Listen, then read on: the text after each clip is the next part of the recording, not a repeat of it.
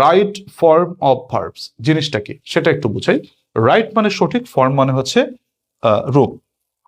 তাহলে right form of verbs সেটা হচ্ছে তোমার ভার্বের সঠিক রূপ। তোমার ধরো একটা ভার্ব তোমাকে দেয়া থাকবে, সেই ভার্ব থেকে তোমাকে সঠিক রূপটাকে বের করতে হবে। আচ্ছা, ধরো আমি যদি বলি একটা ভার্ব ব্র্যাকেটে দেওয়া থাকবে তোমাকে গো।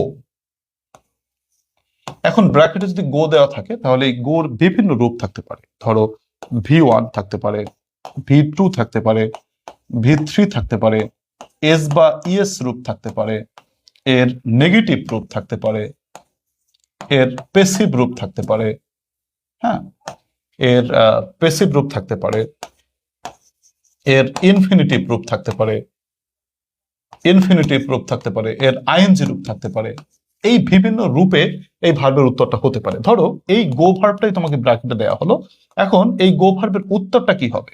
আমাদের গো ভার্বের উত্তরটাই গোই বসতে পারে, তোমার ওয়েন্ট বসতে পারে, উত্তরটা গন হতে পারে, উত্তরটা গোস হতে পারে, উত্তরটা ডু নট গো হতে পারে, ডাজ নট গো হতে পারে, ডিড নট গো হতে পারে। এই ব্র্যাকেটের গো ভার্বের উত্তরটা গন মানে ইজ গন হতে পারে, ওয়াজ গন হতে পারে, ওয়ার গন হতে পারে, ইনফিনিটিভ মানে টু গো হতে পারে, উত্তরটা গোয়িং হতে পারে। এই যে বিভিন্ন রূপ, এই যে মনে করো বিভিন্ন রূপ এই যে ভার্বের বসলো, এই বিভিন্ন রূপের সঠিক কোনটা বলবে এটা কি বলা হয়? এটা কি বলো? Right form of verbs. V1 বসতে পারে, V2, V3, S by S, negative, তারপরে পেসিভ ফরম্যাট, ইনফিনিটিভ, আইএনজি, এর বিভিন্ন রূপ তোমাদেরকে বসতে পারে। এটার কোনটা বসবে, এইটার যে সঠিক রূপ সেটাকে আমরা বলে থাকি রাইট ফর্ম অফ ভার্বস। তো মানে কি দাঁড়ালো বলতো? এই রাইট ফর্ম অফ ভার্বস তোমাকে করতে হবে কি, যে ব্র্যাকেটে যে শব্দটা দেওয়া থাকবে সেই শব্দটাকে সঠিকভাবে পরিবর্তন করতে হবে। আচ্ছা, এখন একটা কথা কিন্তু আছে, সেটা হচ্ছে এই ব্র্যাকেটে আমাদেরকে অনেক সময় কি করে জানো? ব্র্যাকেটে হচ্ছে একটা টু দিয়ে থাকে। ধরো বলা থাকে টু গো অনেক সময়, যেমন এরকম যে আই বা হি টু গো হোম ইয়েস্টারডে। ধরো এই একটা প্রশ্ন আমাদেরকে পরীক্ষা দিল যে হি টু গো হোম ইয়েস্টারডে। যখন তোমার ব্র্যাকেটে টু দেয়া থাকবে, কি দেয়া থাকবে? টু দেওয়া থাকবে। তখন তুমি মনে করো এই টুটা সব সময় মনে করবা টুটা নাই। ঠিক আছে? রাইট ফর্ম অফ ভার্বসে তোমাকে যখন ব্র্যাকেটে টু দেয়া থাকবে, এই টুটা তোমাকে দেয়া হবে বিভ্রান্তি তৈরি করার জন্য, তোমাকে বিভ্রান্ত করার জন্য। কিন্তু এই টুটা যখন ব্র্যাকেটে থাকবে তুমি মনে করবা টুটা সব সময় নাই। এটা সব রাইট ফর্ম অফ করার আগেই তোমাকে এটা জানিয়ে রাখলাম যে টু যখন ব্র্যাকেটে থাকবে মনে করবে টুটা কি বলো? নাই। টুটা ভেনিশ। টুটা নাই মানে নাই, সো টু নাই। তো এখন আছে কি? শুধু গো আছে। এখন এই গোর পরিবর্তনে কি হবে? দেখো এখানে একটা আমাদের শর্ট টেকনিক আছে। দেখো এখানে একটা বাক্যের ভিতরে ইয়েস্টারডে রয়েছে। আমাদেরকে এরকম প্রত্যেকটা রাইট ফর্ম অফ ভার্বসের কিছু টেকনিক থাকবে, সেই টেকনিকের মাধ্যমে তুমি বুঝতে পারবে যে এখানে কি উত্তরটা হতে যাচ্ছে।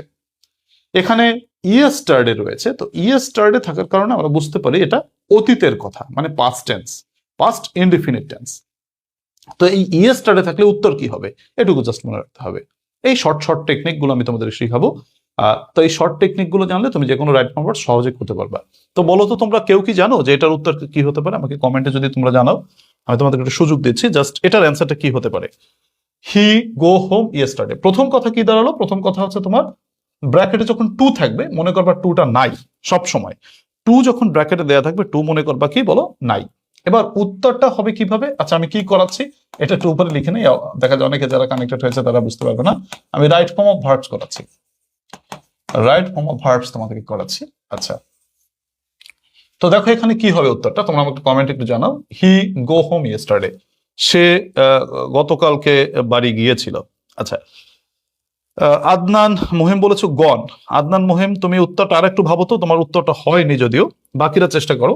আচ্ছা, আমি চাই তোমরা রেকর্ডেড ক্লাস যারা দেখছো বা লাইভ ক্লাস যারা করছো, তোমরা অবশ্যই একটু প্রাণবন্ত থাকবে, কমেন্টে উত্তরগুলো বলবে, যাতে করে তোমাকে আমি জাস্ট সংশোধন করে দিয়ে তোমাকে বলতে পারি। যেমন আদনান মোমেন বলেছে গন, আচ্ছা গন হবে না, অন্য কিছু হবে। এটা কেন হবে দেখো আদনান মোমেন, বা তোমরা যারা বুঝতে পারোনি তারা একটু খেয়াল করো, এখানে ইএস স্টার্টে রয়েছে। যেহেতু ইএস স্টার্টে কথাটা রয়েছে, ইএস স্টার্টেটা কি, পাস্ট ইনডিফিনিট টেন্স। যখনই তুমি দেখবা যে বাক্যের ভিতরে কিছু পাস্ট প্রকাশক শব্দ রয়েছে, যেমন ইএস স্টার্টে, তারপর হচ্ছে লাস্ট, তারপর হচ্ছে অ্যাগো, হ্যাঁ, তারপর হচ্ছে তোমার প্রিভিয়াস, এই অতীত নির্দেশক কথাগুলো যখন থাকবে তখন তুমি বসাবো উত্তরে V2, মানে পাস্ট ইনডিফিনিট টেন্স। তো সেক্ষেত্রে এখানে গো রয়েছে, এই গো থেকে উত্তরটা আসবে ওয়েন্ট। গোর V2টা কি বলো, ওয়েন্ট। তাহলে একটা টেকনিক কিন্তু তোমার হয়ে গেল। তো দেখি এরকম আরেকটি প্রশ্ন তোমাদেরকে যদি আমি দেই কাছাকাছি, তোমরা সেটা পারো কিনা। যেমন দি হেন, মুরগিটি, টু, আচ্ছা, লে অ্যান এগ লাস্ট নাইট। দেখি এটার অ্যান্সারটা আমাকে ঝটপট একটু করে দাও তো, তোমরা আসলে আমার কথাটা বুঝতে পেরেছো কিনা। দেখো যে দি হেন লে অ্যান এগ লাস্ট নাইট, এটা কিন্তু ডিগ্রি পরীক্ষায় এসেছে আমাদের, এটা সম্ভবত 2018 সালে এসেছিল ডিগ্রি পরীক্ষায়। আবার এটাও এসেছে, এটাও ডিগ্রি পরীক্ষার প্রশ্ন। আমি বিগত বছরের প্রশ্ন থেকে তোমাদেরকে উদাহরণগুলো দিচ্ছি, তোমরা পারছো কিনা সবাই একটু খেয়াল করো।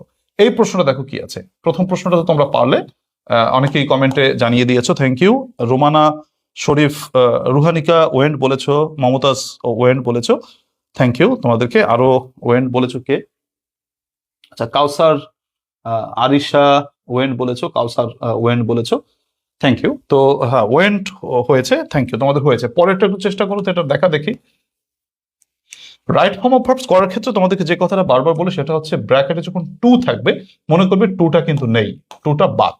তো টুটা বাদ, তারপরে ব্র্যাকেটে যে ভার্বটা রয়েছে সেটাকে বিবেচনা করে তোমাকে ভার্বের ফর্মটা বসাতে হবে। দেখো তো ভার্বের কোন রূপটা এখানে বসতে পারে। ঠিক আছে, সবাই একটু চেষ্টা করো, দেখি আমি তোমাদের কমেন্ট গুলো দেখি পারো কিনা তোমরা।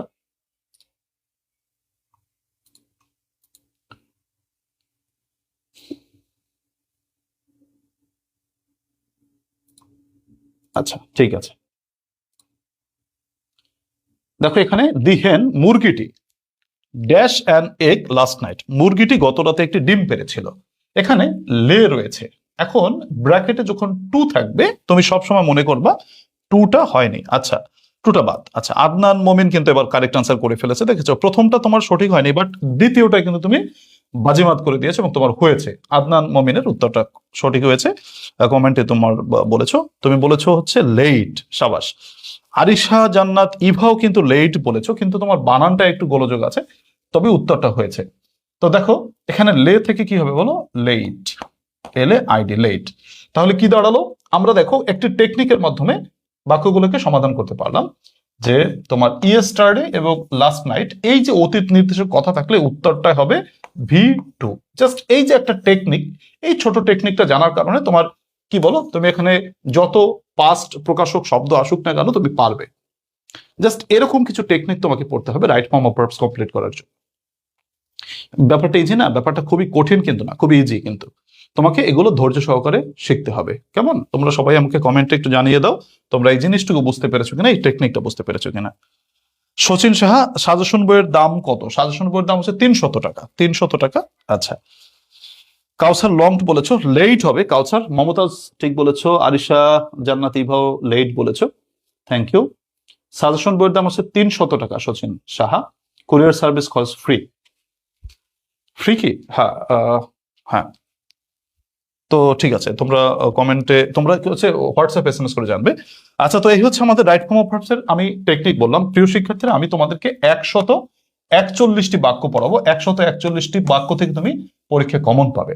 আমি তোমাদের লাইভ ক্লাসের কিছু অংশ রাইটিং পার্ট কিছু কিছু দিন এবং কিছু কিছু দিন তোমাদেরকে হচ্ছে কি গ্রামার সাইড কমপ্লিট করছি। এখন আমরা রাইট ফর্ম অফ ভার্বস এর প্রথম ক্লাসে অনেক তোমাদেরকে বোঝালাম যে রাইট ফর্ম অফ জিনিসটা কি।